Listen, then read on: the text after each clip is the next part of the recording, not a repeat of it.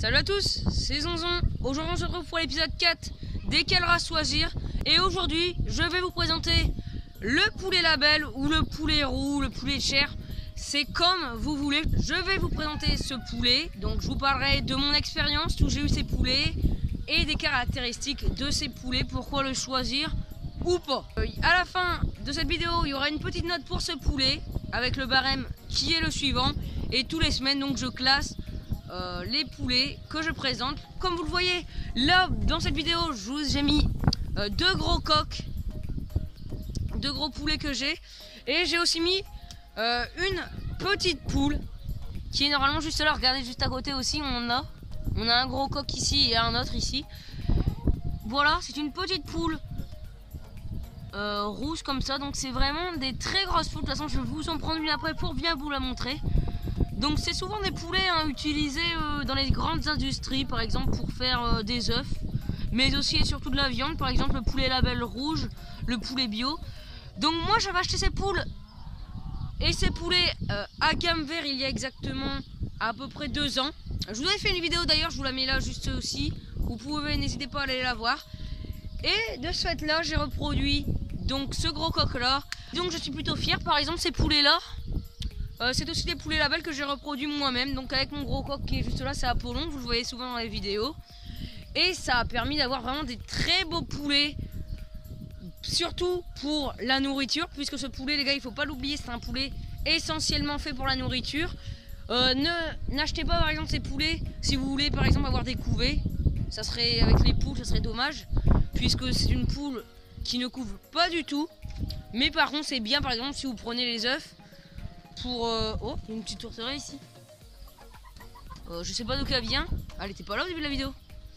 Bon, bref, par exemple, si vous voulez reproduire, etc.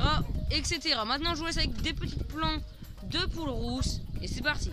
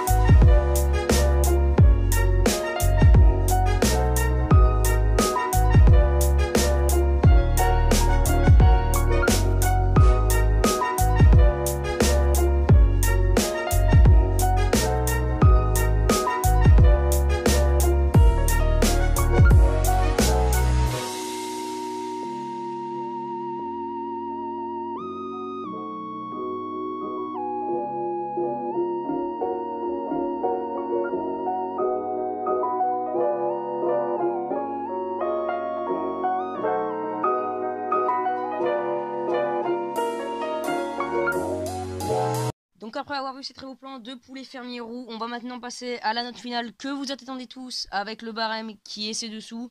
C'est le même que pour les autres vidéos. Donc on va tout de suite commencer. Pour le plumage et la beauté de la poule, je vais mettre la note. Je vais être très sévère, je vais mettre la note de 1 sur 4. Tout simplement car c'est une poule très basique, avec sans trop de couleurs, roux, trop banal à mon goût. Donc 1 sur 4, voilà, peut-être que vous n'êtes pas d'accord, mais moi je trouve que c'est très juste.